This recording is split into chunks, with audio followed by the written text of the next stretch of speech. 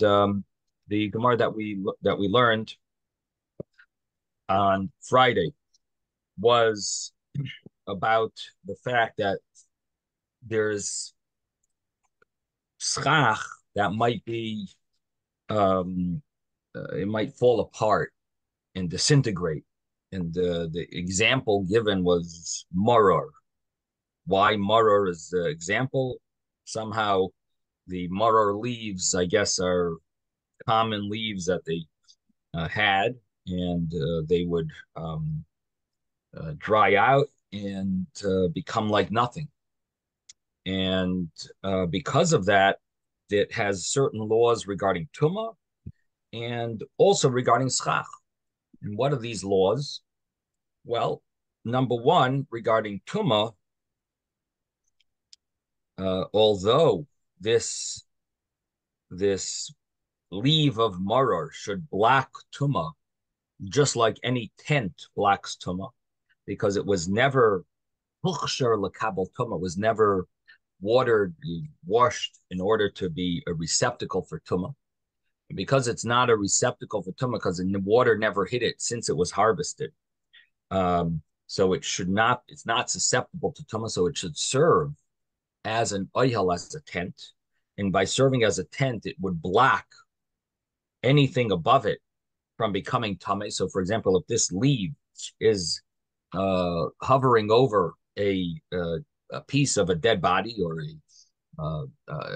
it's somehow a tent over a dead body or a piece of a dead body, then anything on top of this leaf would be tahar.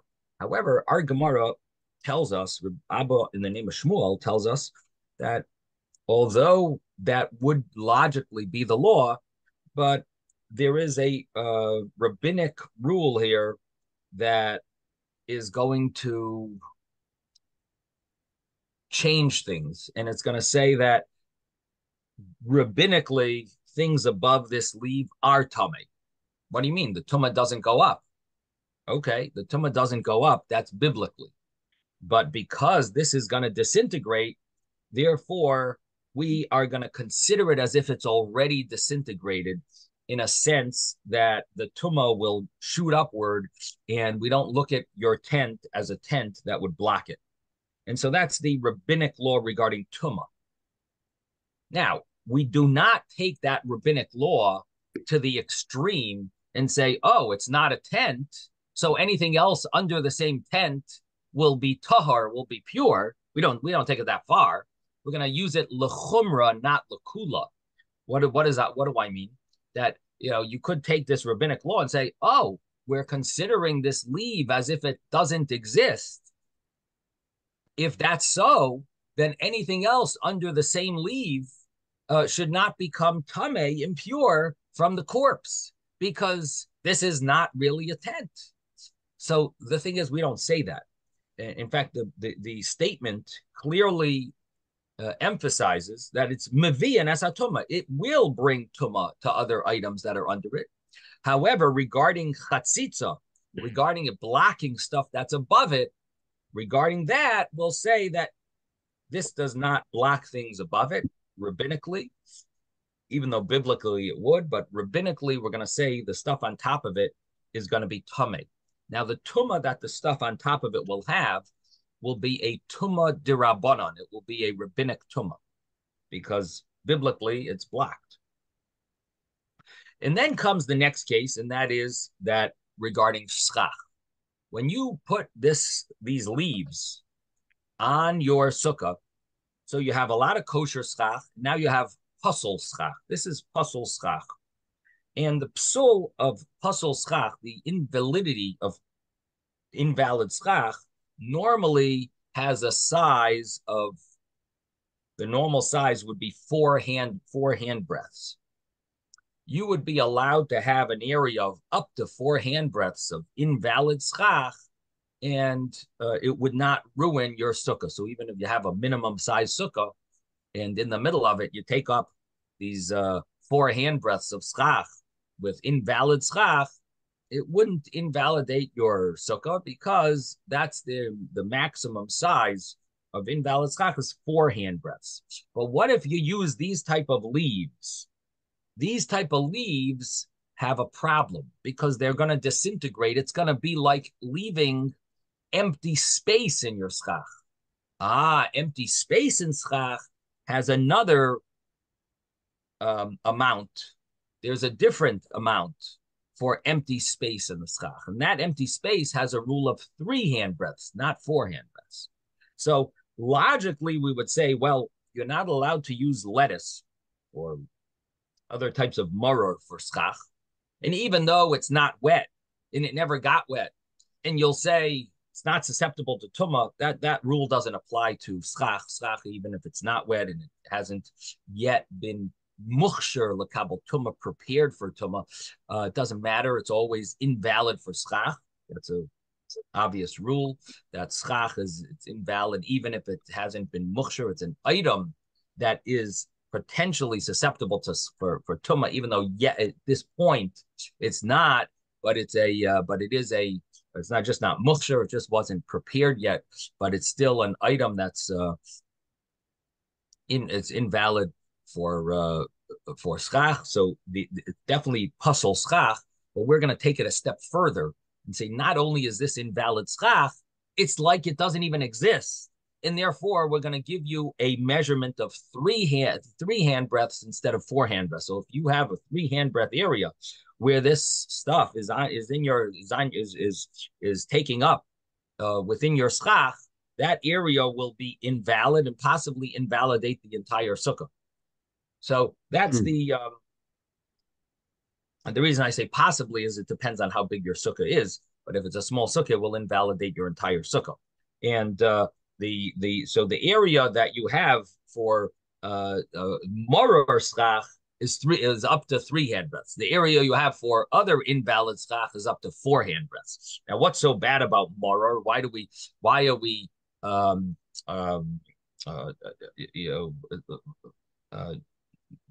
making a big deal about this moror and making it worse than every other type of invalid schach? The answer is because it'll disintegrate. It's soon going to be nothing. And the rabbis were concerned that you're going to end up with empty space there. So even before it's empty, the rabbis said it'll be invalid, meaning that it's at some point it's going to get crummy or become nothing, and therefore it'll be invalid even right before it falls apart. It's going to be invalid, and because you might fall into that situation, therefore it will be invalid even when it's 100% fresh. Yes, Ezra. I always thought that if you could put your fist through your schach, that was not an acceptable size, and you had to cover that area.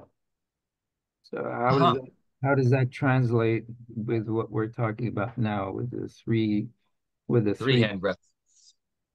I'm not familiar with that rule about 1 hand breath of empty space, that it's a problem. I never heard of such a thing. So I don't know if that's correct. You know what I mean? I would question that.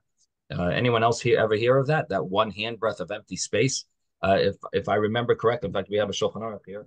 Whenever I've looked it up, it's always 3 hand breaths or 4 hand breaths of empty space will invalidate a sukkah. If you want, we could just take a look here. In chapter 632, it says of the Orach Chaim Shulchan Aruch, it says schach pasul is paisel be'emtza b'dalet tfachim. Schach, invalid schach is it invalidates a sukkah when it's 4 hand breaths.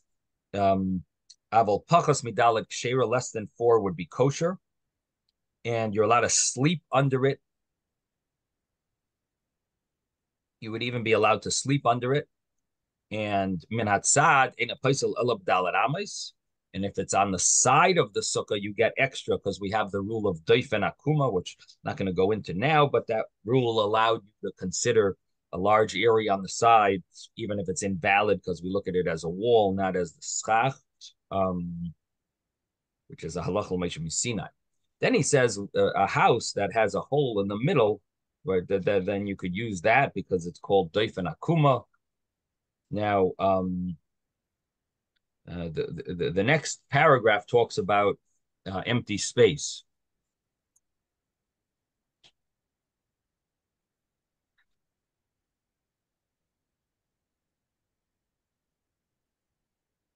Before we get to the next paragraph, let me just read for you one of these rules here. 1 second. This is halacha l'meishim Sinai, a house shenifchas be'emtza v'sikach b'makam apchas v'nisham and atikrat sove bein schach kosher l'koislim pachas midal ramas shever miwa yishem tachtu calls man sheish b'dal tfachim, as long as it calls man and yishem tachtu calls man sheish by pachas midal ramas shever miwa yishem tachtu calls man sheish by dal tfachim calls man sheish b'dal tfachim.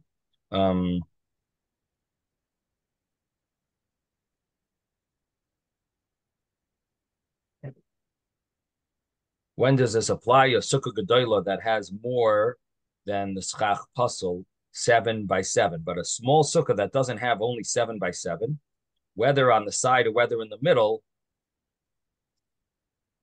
then it's a problem. With 3 tfachim, bein menatzad, begimel tfachim sula b'pachas begimel kshera.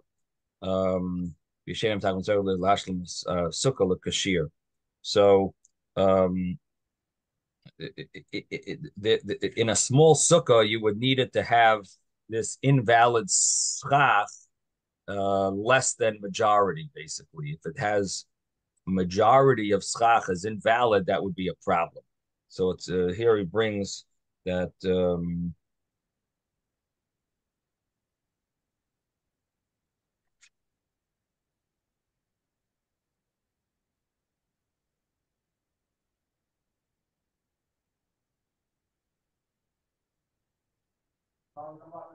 some hold that even less than dalit tfachim, he says you're allowed to sleep under it. However, some hold that even less than 4 handbreadths, the sukkah is kosher. Nevertheless, under that place, even though that less than 4 tefachim sukkah is kosher, nevertheless you shouldn't sleep under it and eat under it unless that place is less than 3 tefachim. So, therefore you should be machmir. In other words, according to the Shulchan Aruch, as long as it's less than 4 tefachim, 4 handbreadths of invalid schach, it would be you would be allowed to even sleep under it or eat under it. It's a kosher sukkah because it's less than the measurement of 4. But he does bring down on the bottom, Mishnah Brewer brings down another opinion, a Ravid and a Ran, that hold that even though it's kosher, the sukkah is kosher, but you shouldn't eat or sleep under it. But again, this is talking about invalid schach, that's the size of up to 4 handbreadths. Now comes paragraph 2. Avir, when you have empty space, whether a big sukkah or a small sukkah, it's equal. Whether in the middle, whether on the side, it's 3 handbreadths. If it's 3 handbreadths, it's invalid. Because you can't use the rule of doifen akuma, the bent wall, when it's 3 handbreadths. Less than 3 handbreadths, it is kosher and joins together to make the sukkah a mitzdaref lahashlim sukkah. It actually joins together to kosher the sukkah, to complete the sukkah. But he does say ve'ein yashenim tachtav, you don't sleep under it, which we'll soon see what that means.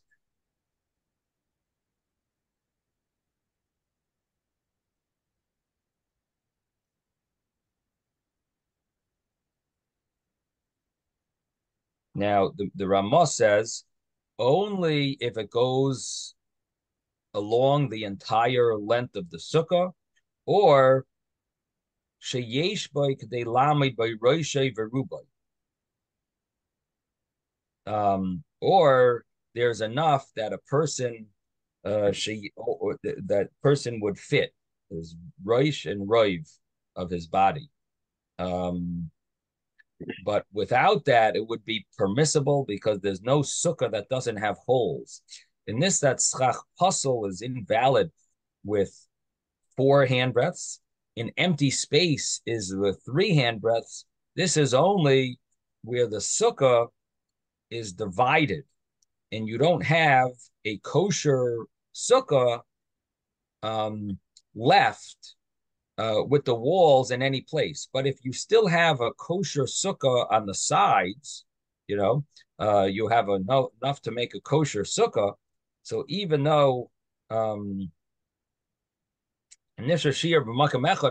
that place will be kosher, even though shemi bachutz im mechuber va'af shemi bachutz im mechuber minat stadim. So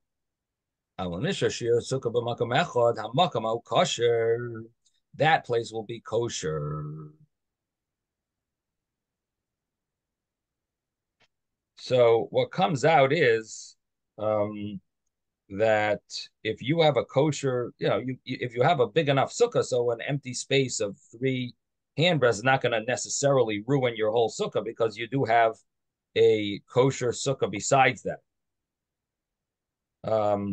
But sleeping under it is a problem. Now let's take a look what this means. Even if it's less than 3, we said ein yeshenim tachto. He says avir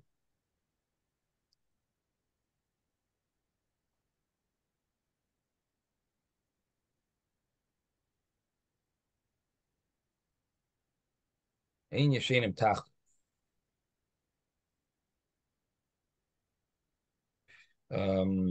This that it's machmir when it's empty space worse than regular schach that's invalid.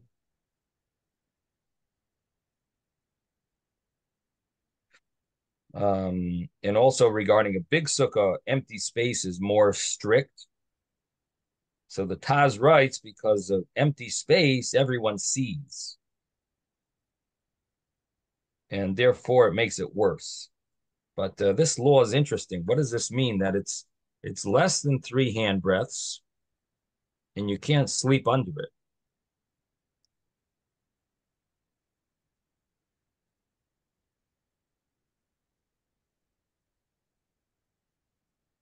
Unless that's not what it means. Maybe it means you can't sleep under it when when it is 3 handbreadths.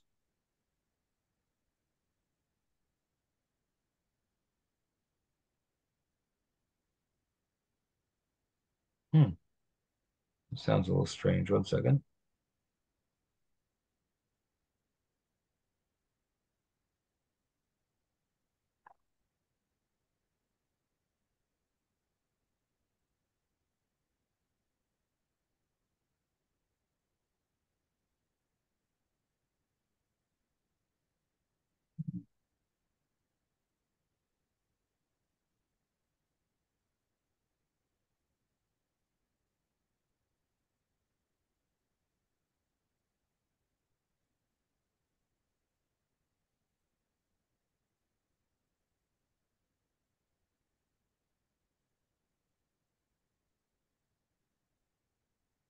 I'm gonna have to look up in the Piskei Teshuvos.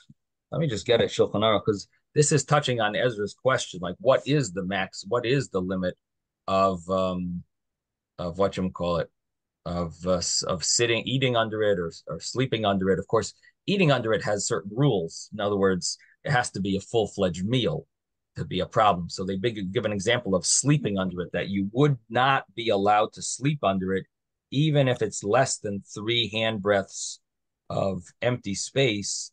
You would not be allowed to sleep under it. So what is the measurement then of eating or sleeping under that area?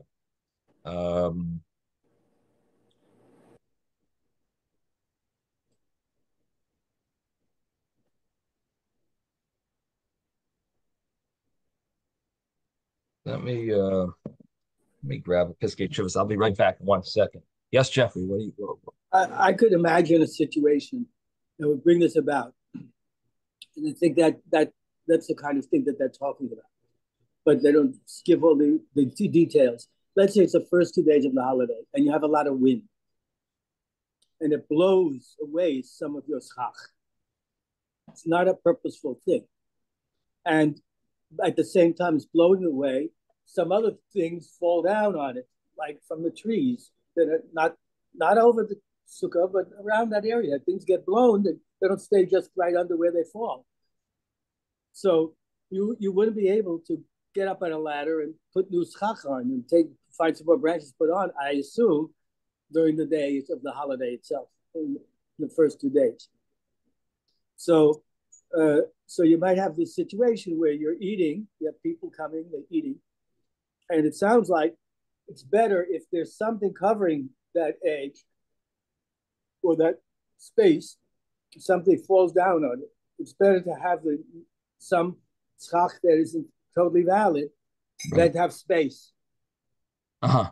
Well, the explanation given in the Shulchan Aruch is that it's more visible, empty space. That's why there's more. Correct. We see more chum. We see it has more strict rules. But let me just get the exact measurement. So I'll be right back with a. I'm going to get a Piskei Teshuvos and Alter Rebbe Shulchan Aruch. I'll be right.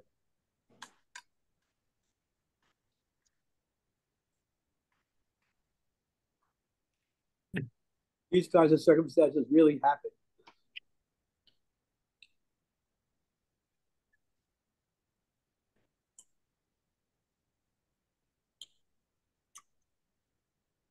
It's one of the reasons I don't like the mats, because the mats tend to blow off like one big piece.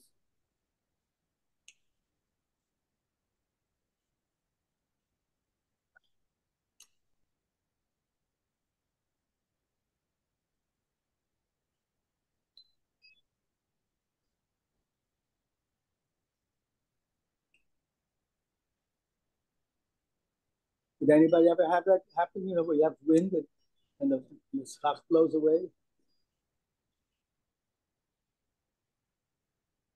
Okay, we got here a Piskei Teshuvos over here.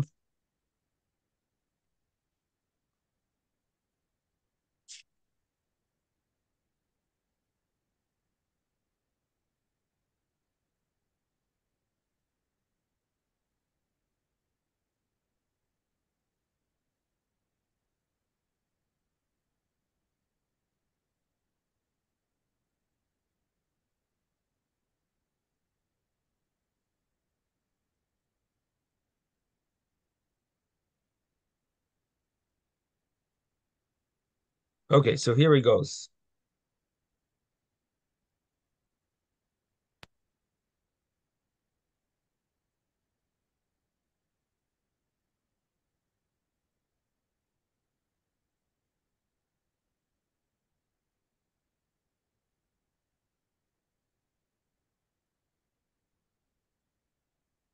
So maybe this is what you're thinking, Ezra. He says until 1 tefach, there's no problem.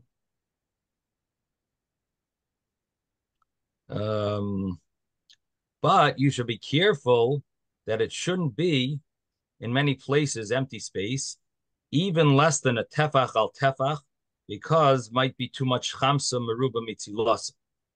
However, we have to understand the lashon of the Ramah, where he says that when the 3 handbreadths along the entire length of the sukkah, it sounds even a small amount. And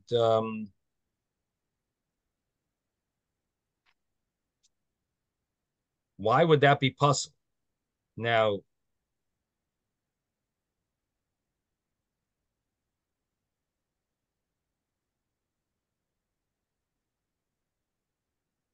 so he says that the general rule seems to be that it's the size of 3 handbreadths by the amount of space it would take for a person's body.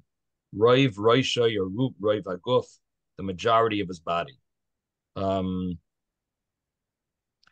then he says until a tefach. Yeah, it seems maybe you're right. That's interesting. It doesn't. It's unclear in the Shulchan Aruch. Thank you, Ezra, for bringing this up. Wow. So until a tefach, there's no problem at all, and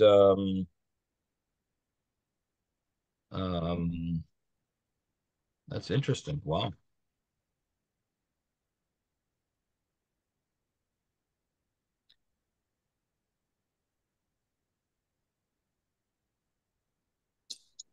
Because if you have it all along one side, you still have a three-sided sukkah.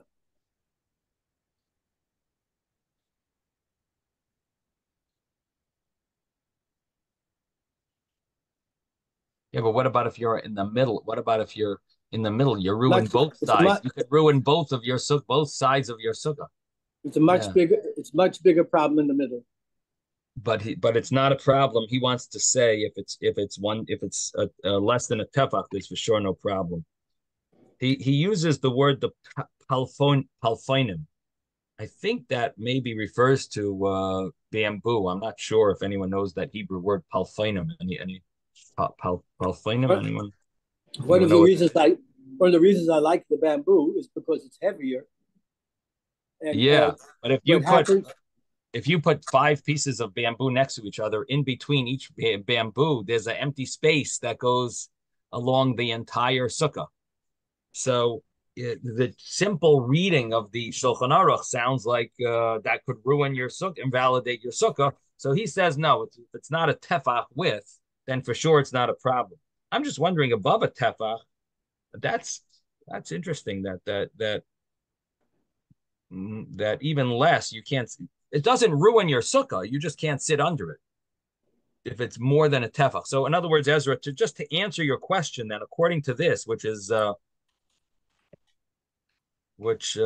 guess is not so it's not so common to have more than a tefach of empty space, but I guess it's not really common because normally you would cover it. So I guess it's not a practice, it's not so practical. You do have many cases where you have invalid schach, and that's where you have a light fixture or a fan or other some other you have wires. That's practical. The practical thing is you will have items there that are invalid for schach. Empty space, I guess, is not as practical. So I can't say it happens to have this, uh, but the point is, Ezra, to answer your question, one hand breath would be something that you wouldn't want to sit or sleep under. However, it will not invalidate the sukkah. The size of 3 or 4, that is a size that will invalidate the sukkah. Okay, so that I believe answers the question. I just want to pull it up here in the Alter Rebbe Shulchan Aruch. Sometimes he adds a word or two that gives it more clarity. Let's pull it up. Oh, it's missing. He doesn't have this chapter. Okay, our loss. There's a number of chapters in the Alter Rebbe Shulchan Aruch that are missing, and we unfortunately did not get them. Uh,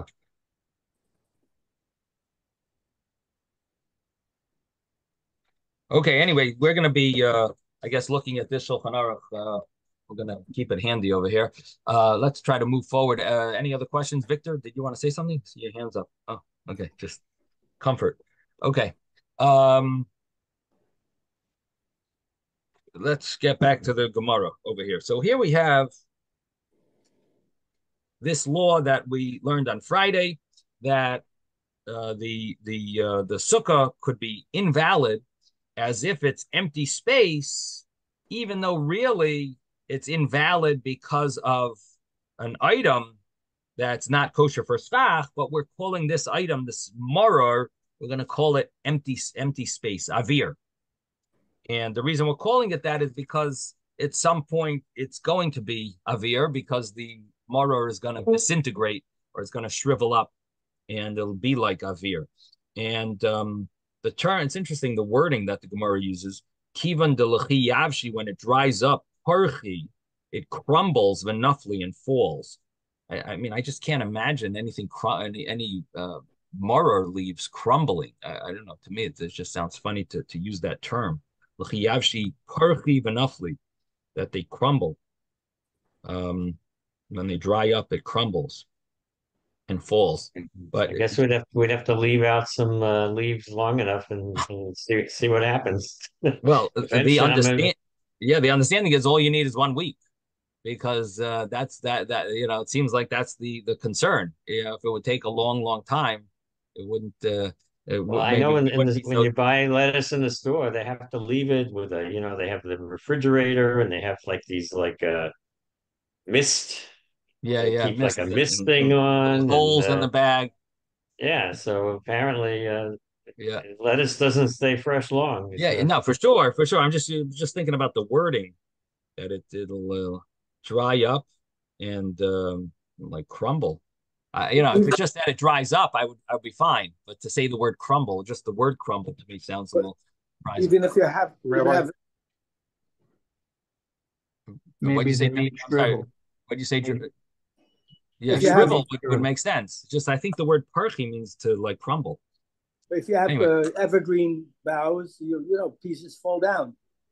So right. Just the dry, word crumble to me sounds a little. It just seems surprising. Again, I don't know what type of but vegetable but crumbles there, in but general. there's wind. It's the season of storms. Yeah, shrivels up fine. No, I'm just thinking about the wording. Okay, Moshe, did you want to say something?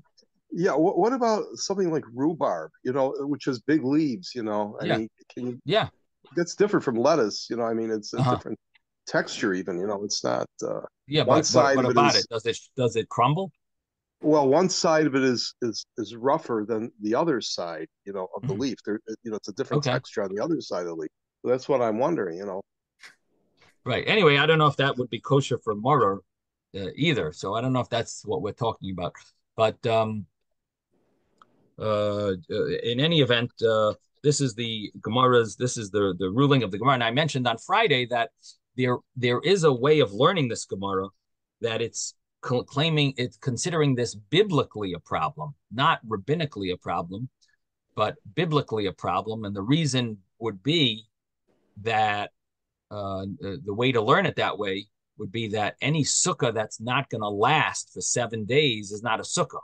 And so therefore, this schach that's invalid at this point is invalid because of schach puzzle, but because it's not going to last for 7 days, it actually has another invalidation of being a sukkah that can't last. So being that it's a sukkah that can't last for 7 days, it's invalid biblically. So that would be another way to learn it. Not all the commentaries agree with that way of learning it. So, and that's not the simple way of learning it, but that is another way of learning this, that it would be a biblical problem. But the other understanding is that this is rabbinic, the way we've explained it. It's a rabbinic problem. It's going to dry up, and the rabbis got concerned that it's not going to be kosher later, and therefore you should not be relying on the leniency of schach puzzle, but rather consider it schach, that it's avir, that it's empty space. So okay, so that basically touches on this and gives us a little understanding about the difference between invalid schach and empty space, which maybe we'll learn more about, and maybe we'll go through Shulchan Aruch more about as well. And thank you, Ezra, for bringing that up about the one tefach empty space that could be a problem to sit under. I always wonder where it comes up. Often I've thought about this is when you go to some of these big sukkahs and they have these huge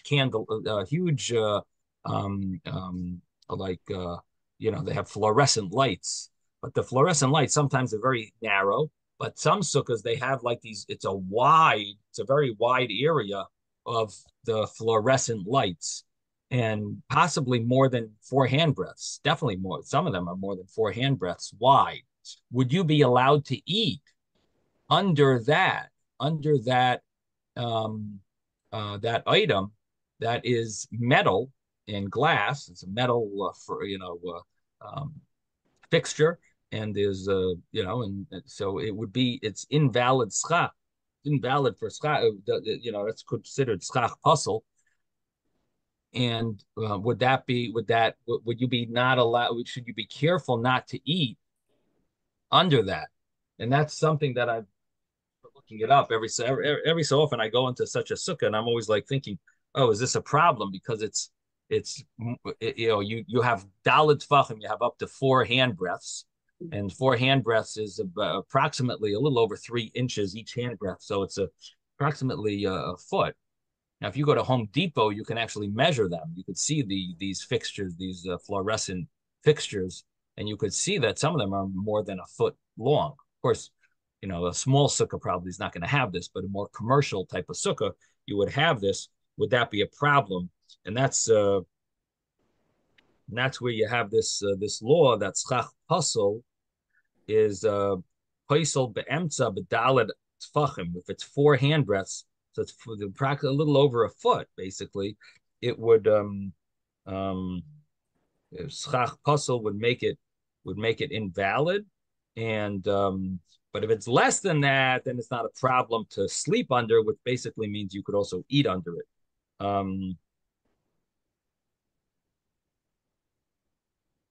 Now,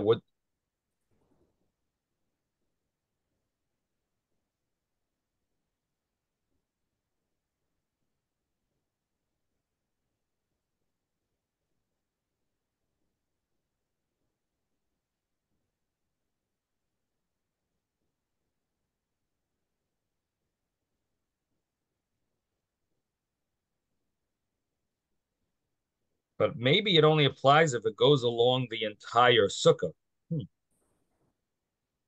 Maybe that would be the leniency. If it doesn't go along the entire sukkah, maybe it would be okay.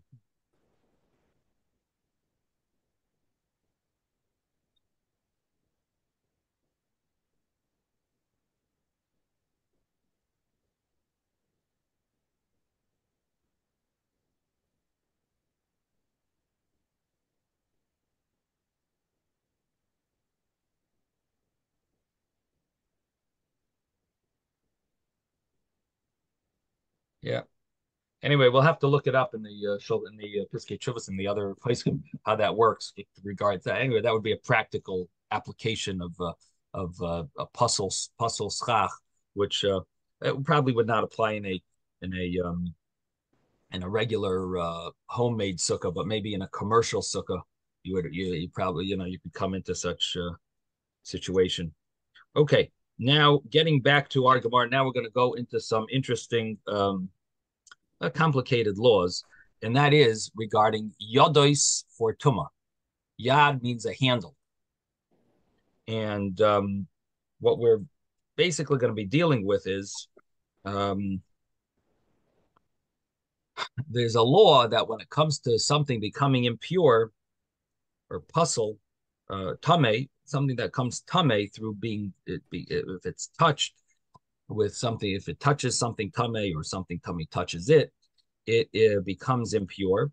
And the law is that even the handle does carry with it the same rules because the handle is attached to the vessel or to the food.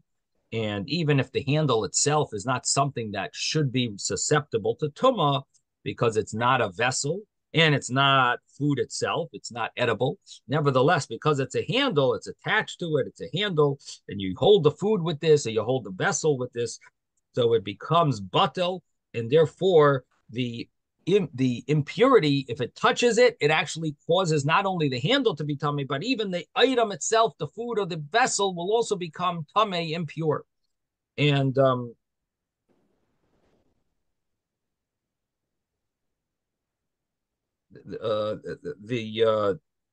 the case that we're going to be talking about here is the branches, the stems of the grapes.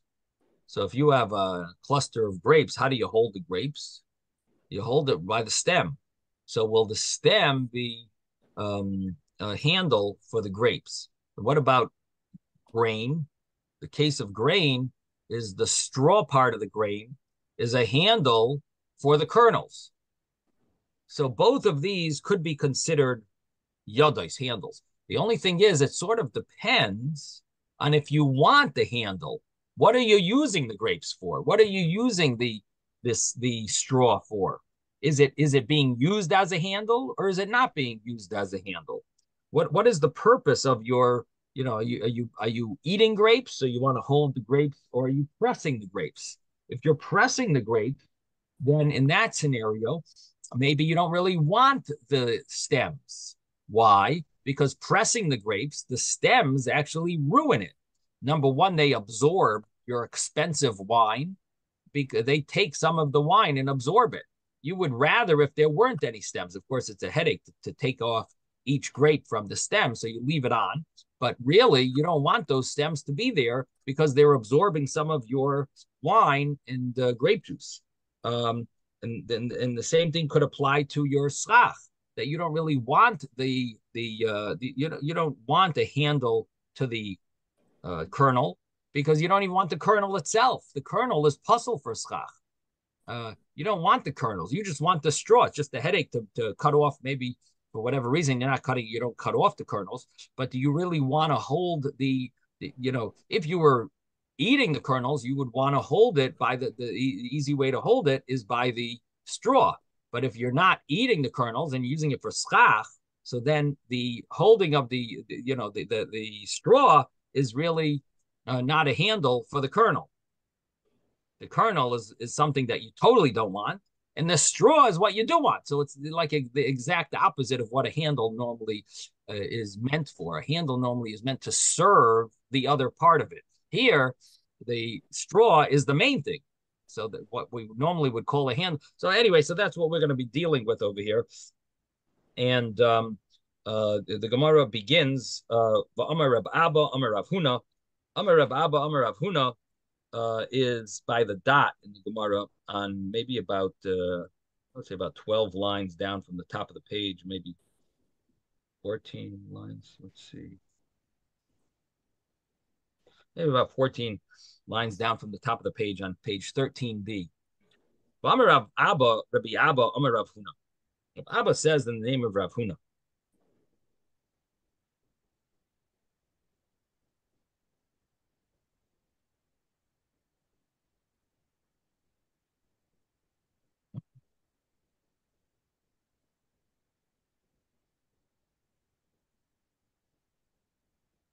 Haboitzer lagas. If a person harvests for a wine press, he's harvesting the grapes. Ein lo yodos. There's no law that these clusters, that the stems will be handles. We don't have such a law in this scenario for the stems to be considered like handles. Rav Menashe bar Gada Amar Rav Huna. Rav Menashe bar, the son of Gada, says in the name of Rav Huna. HaKoitzer l'schach ein lo yodos. A person who harvests grain for schach also does not have a handle, meaning that normally, as I mentioned, how do you hold the grain? It's held by the straw. Now, why is it held by the straw? I should just clarify that a little more. It's held by the straw because they would tie bundles around they would tie it together around the upper part of the straw and make it easy to carry, to use. It was the handle. The upper part of the straw was a handle. Not all of the straw is a handle for the kernel. It's the upper part of it, the area that's closer to the kernel. That's considered a handle. Anyway, so the bottom line is we just have two laws here: Reb Abba in the name of Rav Huna and Reb Menashe bar Gada in the name of Rav. One of them talks about Reb Abba talks about the wine press, that you don't have handles. And Menashe bar Gada talks about the using grain for schach. And both of these come up with this law that we don't follow the rule of handles when it comes to this, when it comes to these items. And the reason is because these items are not considered handles in this scenario. You use a handle when you need a handle. And when you don't need a handle, this is not a handle. So you're using for schach, there's no such thing as a handle from the grain for the grain because you're not interested in the grain. You actually don't want the grain. The grain is puzzle schach. And the only reason it's going to be okay is because you have a majority of kosher schach called straw that's going to be majority over the grain. Okay. So the Gemara says, the Gemara here says, let's continue. The Gemara says, What about, let's compare these two opinions. Mandi Amar Koitzer, the opinion that talks about harvesting grain, that opinion is, which is Rav Menashe Bar Gada, he holds Kolshkein Boitzer for sure. The case of grapes is not going to be considered a handle. Delay Nechale, because it's not pleasant for him. Delay Nimtziye Lechamre, that it should not absorb the wine. In other words, he's holding that you're harvesting grain for schach. He doesn't hold that any part of that straw is called a yad for the kernel, because you don't want the kernel. He says, what about grapes? The grapes, not only you don't want, you're not interested in a handle, but you're actually you're losing from having these handles. So you really don't want the handle because it's going to absorb some of the wine.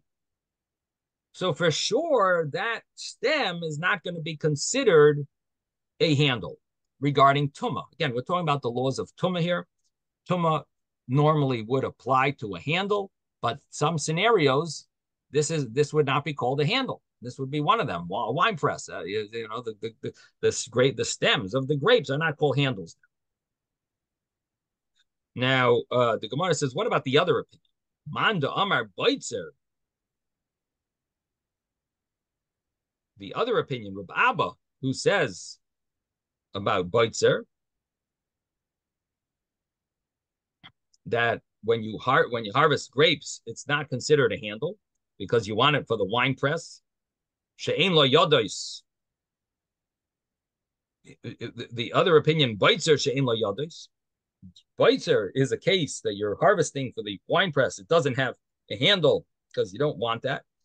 Aval kaitzer, but in the case of the straw, yesh lo yodos. He probably would hold that there is handles. The implication, it's implied from his statement that if you were cutting schach with harvesting this grain, we have to make sure that you have large enough straw that's attached to the kernel that will be majority over the kernel and over the handle to the kernel, because according to him, there is a handle to the kernel. Kaitzer is yesh lo yadis. It would have a rule of yad, a handle. He would hold that it has a rule of a handle, because even though you don't care about the tvua, the grain, nevertheless, then he would hold there's a handle. He wants you to have this straw that is attached to the kernel. He wants you to have it with the kernel in order that it should not get lost. In other words, you gain by having the straw there with the kernel, because now the kernels do not get lost. And so you want to have the handle as well as beneficial to you.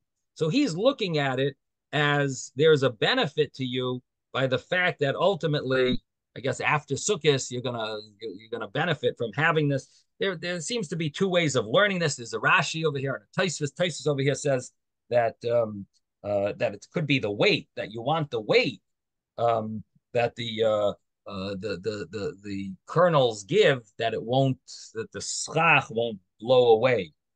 So that could be another explanation why you want the kernels. But anyway, the bottom line is, and if you want the kernels, then you need the handle. And that means, what does that come out? That you would need a majority of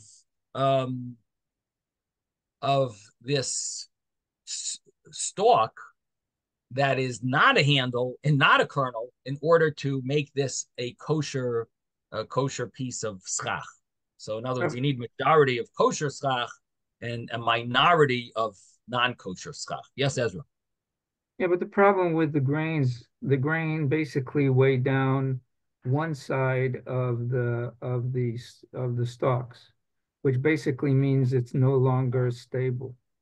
And I would never use something like that. I mean, just from an engineering standpoint, I would never use something like that unless you weigh down the other side by using, the other grains from the other stocks. But you always end up having one end that's going to be problematic unless you weigh it down.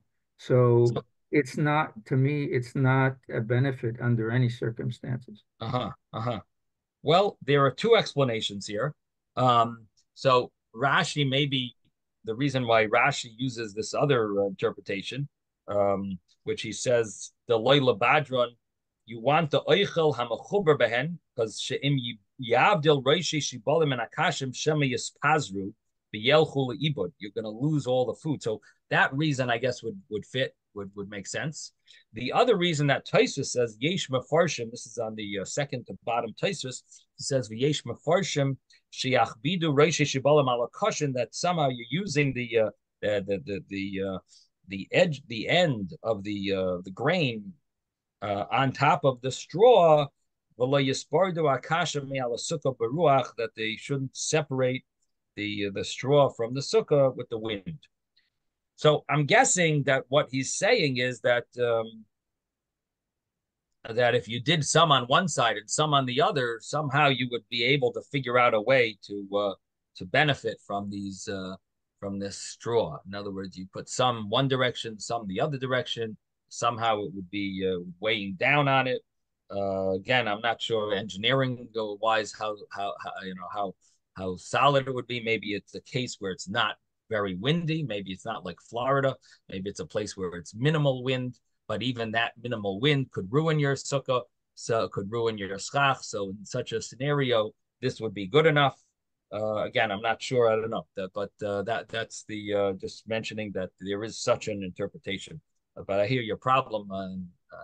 I don't know the practical side of it. I've never tried straw. I would also add the point that in the olden days, you used what you had available. Nowadays we can go to buy any types of branches, and in those days they didn't have cars, they didn't have pickup trucks. You were sort of limited. You might not have decent branches for who knows how far. So you sort of want there was even if it's not the perfect object for schach, but you would use more or less what you had. So in other words, if you think about it that way, so this might be better than other options. Anyway, in any event, thanks for the practical side of it, Ezra. So the Gemara continues and says that there is room to understand the reason why these rabbis picked their cases and said their case is because the other case not necessarily, well, one of them might agree with the other case and the other one might not agree. In other words, we have Rab Abba and Rab Menashia Bargada, and they seem to choose these. Seems that their understanding might on Rab Abba's case of Baitzer Lagas. It could be that the Gemara says that Baitzer Lagas, a person who says Baitzer,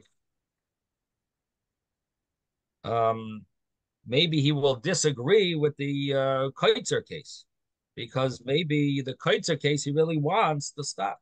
The person who says Kaitzer, he probably agrees with the Baitzer case because Baitzer makes sense that you don't want the handle there. Kaitzer seems to be more of a chidush, more of a innovation that you would want, possible that you want the handle, and therefore he says that Kaitzer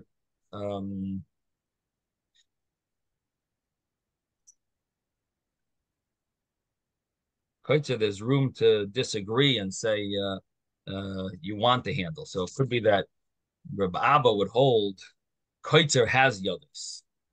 Then you'd have to deal with making sure you have enough schach that would be more than not only than the kernels, but also than the yad, than the handle for the kernel.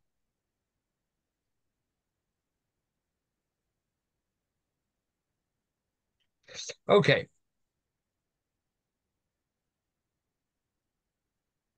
The Gemara continues and says that Neima de Rav Menashe bar Gada Tanoim. Let's say that this argument is a machlekes Tanoim. So we have a brisa. The Tanya we learned in a brisa. Soiche te'enim. When you have fig branches, uvahen te'enim, and there are figs on these branches, and we know you can't use the figs. The figs are not kosher for schach. We know the branches are kosher for schach. Parchilen ubahen anovim. You have vines or branches of vines, and there are grapes on them. Koshin ubahen shibaylim.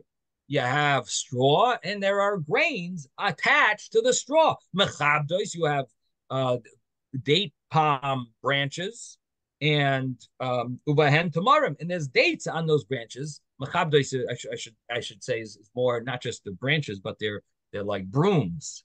They would use these date palms as a broom. So it's I believe that might even be modern Hebrew. Machabdos is a broom, but maybe not. Machabdos ubahen tamarim, and there's dates on these brooms. So what's the law regarding stuff? Kulan, all of them, im pesailas meruba ala eichlin ksheru. If the invalid, which means the stuff that's not edible, is majority over the food part, then it's kosher for schach. And you don't have to worry about the handles for the schach, meaning that we don't say some of it is a handle. We just look at the fact that there's fruit that's invalid and the rest of it is valid.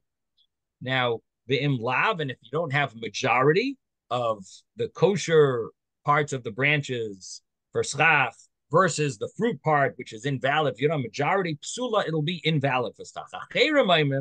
But the other opinion, acherim, which generally is Reb Meir, or I should say always is Reb Meir, there's a term used for Reb Meir, it's called acherim. It's a whole Gemara about the story of how Reb Meir was given this name acherim, and they gave him that name. So it says others hold ad shiyu kashin merubin al hayodais v'al ha'ifrit, that you need to have the majority not only of the good stuff, the straw part, which is not edible, doesn't just have to have majority of the straw over the food part, but you need majority of the straw also over the yodais of the handles and the food. So acherim holds you need to consider the handles, even though you're using this stuff for schach, and maybe you'll say, I don't need a handle. Nevertheless, acherim holds, nope, it's still called a handle, and a handle will be invalid for schach. You have to take that into account. You need majority over the handles and over the food. And the first opinion of the brisa was, which we'll call the Tanakama, the first opinion, he holds that we don't take into consideration handles, and we only look at the actual fruit is invalid, but we don't say that there's handles. So obviously the Gemara is going to try to connect these two opinions with the two opinions that we just saw, Reb Abba and Reb Menashe, that one of the opinions is going to take into consideration handles, and that would be that Reb Abba, who says by a vine maybe there's no handles, but regarding a grain there would be handles. And the other opinion would say we don't look at handles at all regarding schach. That when it comes to schach, we're not going to consider handles at all an issue, because we don't consider these to be beneficial with regard to your schach. And maybe these are the two same opinions. And the two opinions that we saw in the name of Rav Huna, Reb Abba, Reb Menashe, maybe they're following these Tanoim. Now, of course, the Gemara is not going to be happy to say that, because then it would be surprising that they're not quoting the earlier rabbis. Normally, they would quote the earlier rabbis rather than just make it as if it's their own opinion and almost like plagiarize and claim it's and make it as if it's their view. So it's surprising to say such a thing, but the Gemara does have to make sure and check it out. Is this possible that this is the same argument? The Gemara goes through that, and we'll soon see tomorrow, Mitzvah Hashem, we'll see if that is going to work. Have a wonderful day, everyone. Thank you, Rabbi. Thank you, Rabbi. Rabbi, Chodesh Tov. A good chodesh. A good